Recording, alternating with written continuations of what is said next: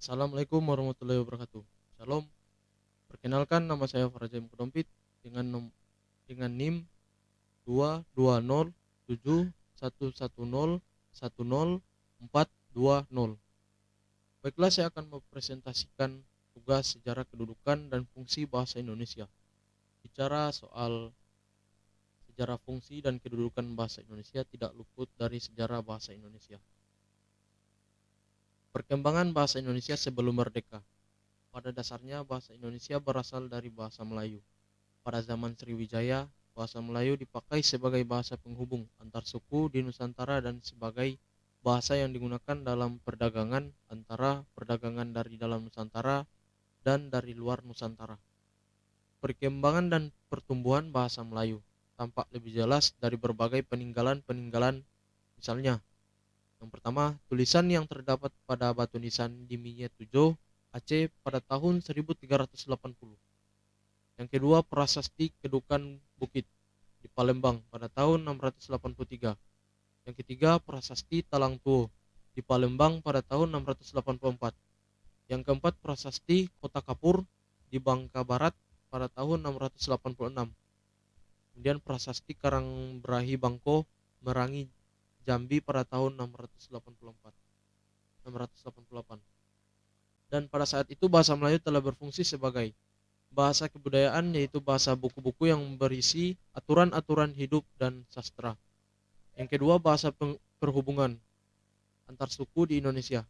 Yang ketiga, bahasa perdagangan baik bagi suku yang ada di Indonesia maupun pedagang yang berasal dari luar Indonesia. Bahasa resmi kerajaan. Bahasa Melayu menyebar ke pelosok Nusantara bersamaan dengan menyebarnya agama Islam di wilayah Nusantara, serta makin berkembang dan bertambah kokoh keberadaannya karena bahasa Melayu mudah diterima oleh masyarakat Nusantara sebagai bahasa perhubungan antar pulau, antar suku, antar pedagang, antar bangsa, dan antar kerajaan. Perkembangan bahasa Melayu di wilayah Nusantara mempengaruhi dan mendorong tumbuhnya rasa persaudaraan dan rasa persatuan bangsa Indonesia. Oleh karena itu, para pemuda Indonesia yang tergabung dalam perkumpulan pergerakan secara sadar mengangkat bahasa Melayu menjadi bahasa Indonesia, menjadi bahasa persatuan untuk seluruh bangsa Indonesia. Atau biasa kita kenal dengan Sumpah Pemuda 28 Oktober 1928. Selanjutnya, perkembangan bahasa Indonesia sesudah merdeka. Bahasa Indonesia lahir pada tanggal 28 Oktober 1928. Pada saat itu, para pemuda dari berbagai pelosok Nusantara berkumpul dalam rapat. Para pemuda berikrar. Yang pertama, kami putra dan putri Indonesia mengaku bertumpah darah. Yang satu, tanah air Indonesia. Dua, kami putra dan putri Indonesia mengaku berbangsa yang satu, bangsa Indonesia. Tiga, kami putra dan putri Indonesia mengaku menjunjung tinggi bahasa persatuan, bahasa Indonesia. Ikrar para pemuda ini dikenal dengan nama Sumpah Pemuda. Unsur yang ketiga dari Sumpah Pemuda merupakan pernyataan tekad bahwa bahasa Indonesia merupakan bahasa persatuan bangsa Indonesia. Pada tahun 1928, bahasa Indonesia dikokohkan kedudukannya sebagai bahasa nasional. Bahasa Indonesia dinyatakan kedudukannya sebagai bahasa negara pada tanggal 18 Agustus 1945. Karena pada saat itu Undang-Undang Dasar 1945 disahkan sebagai Undang-Undang Dasar Negara Republik Indonesia. Dalam Undang-Undang 1945 disebutkan bahwa bahasa negara adalah bahasa Indonesia.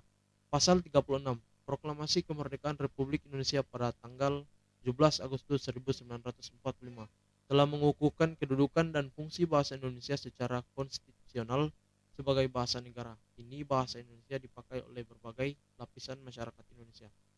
Fungsi dan faktor dan menyebabkan bahasa Melayu diangkat menjadi bahasa Indonesia, yaitu di samping fungsinya sebagai alat komunikasi tunggal, bahasa nasional sebagai salah satu ciri kultural yang ke dalam menunjukkan kesatuan dan keluar menyatakan perbedaan dengan bangsa lain. Ada 4 faktor yang menyebabkan bahasa Melayu diangkat menjadi bahasa Indonesia. Yang pertama, bahasa Melayu adalah merupakan lingua franca di Indonesia, bahasa perhubungan dan bahasa perdagangan. Yang kedua, sistem bahasa Melayu sederhana mudah dipelajari karena dalam bahasa Melayu tidak dikenal tingkatan bahasa, bahasa kasar dan bahasa halus. Yang ketiga, suku Jawa, suku Sunda, dan suku-suku yang lainnya dengan sukarela menerima bahasa Melayu menjadi bahasa Indonesia sebagai bahasa nasional. Bahasa Melayu mempunyai kesanggupan untuk dipakai sebagai bahasa kebudayaan dalam arti yang luas. Kedudukan bahasa Indonesia sebagai bahasa nasional dan bahasa negara beserta fungsinya. Sebagai bahasa nasional, tanggal 28 Oktober 1928 pada Hari Sumpah Pemuda, lebih tepatnya dinyatakan kedudukan bahasa Indonesia sebagai bahasa nasional, memiliki fungsi-fungsi sebagai berikut. Yang pertama, bahasa Indonesia sebagai identitas nasional. Yang kedua, bahasa Indonesia sebagai kebanggaan bangsa. Ketiga, bahasa Indonesia sebagai alat komunikasi. Keempat, bahasa Indonesia sebagai pemersatu bangsa yang berbeda suku, agama, ras, adat, istiadat, dan budaya. Berbicara soal bahasa Indonesia sebagai identitas nasional. Kedudukan pertama dari kedudukan bahasa Indonesia sebagai bahasa nasional dibuktikan dengan digunakannya bahasa Indonesia dalam bulir-bulir Sumpah Pemuda yang bunyinya sebagai berikut. Kami Puetra dan Poetri Indonesia mengakui bertempa darah satoe setanah air Indonesia. Kami Puetra dan Poetri Indonesia mengakui berbangsa satoe bangsa Indonesia. Kami Puetra dan Poetri Indonesia menjoeng bahasa persatuan bahasa Indonesia. Kemudian bahasa Indonesia sebagai kebanggaan bangsa. Berbicara soal bahasa Indonesia sebagai kebanggaan bangsa, kedudukan kedua dari kedudukan bahasa Indonesia sebagai bahasa nasional dibuktikan dengan masih digunakannya bahasa Indonesia sampai sekarang ini. Berbeda dengan negara-negara lain yang terjajah, mereka harus belajar dan menggunakan bahasa negara persemakmurannya. Contohnya saja India, Malaysia, dan lain-lain yang harus bisa menggunakan bahasa Inggris. Kemudian yang ketiga, bahasa Indonesia sebagai alat komunikasi. Berbicara soal bahasa Indonesia sebagai alat komunikasi, kedudukan ketiga dari kedudukan bahasa Indonesia sebagai bahasa nasional dibuktikan dengan digunakannya bahasa Indonesia dalam berbagai macam media komunikasi. Misalnya saja buku, koran, acara pertelevisian, siaran radio, website, dan lain-lain. Karena Indonesia adalah negara yang memiliki beragam bahasa dan budaya, maka harus ada bahasa pemersatu di antara semua itu. Hal ini juga berkaitan dengan kedudukan keempat dari kedudukan bahasa Indonesia sebagai bahasa nasional, sebagai alat pemersatu bangsa yang berbeda suku, agama, ras, adat, istiadat, dan budaya. Kemudian yang keempat, bahasa Indonesia sebagai pemersatu bangsa yang berbeda suku, agama, ras, adat, istiadat, dan budaya. Agar semua bangsa Indonesia memiliki bahasa pemersatu dalam berkomunikasi, walaupun berbeda-beda asal, suku, ras, dan adat, sebagai bahasa negara dalam Undang-Undang 1945 pasal 36 telah ditetapkan bahasa Indonesia sebagai bahasa negara. Dengan demikian, selain berkedudukan sebagai bahasa nasional, bahasa Indonesia juga berkedudukan sebagai bahasa negara pada tanggal 25 sampai 28 Februari 1975. Hasil perumusan seminar politik bahasa nasional yang diselenggarakan di Jakarta. Berikut fungsi dan kedudukan bahasa Indonesia sebagai bahasa negara. Yang pertama, bahasa Indonesia sebagai bahasa resmi kenegaraan. Yang kedua, bahasa Indonesia sebagai alat pengantar dalam dunia pendidikan. Yang ketiga, bahasa Indonesia sebagai penghubung pada tingkat nasional untuk kepentingan perencanaan dan pelaksanaan pembangunan serta pemerintah. Yang keempat, bahasa Indonesia sebagai pengembangan kebudayaan nasional, ilmu, dan teknologi.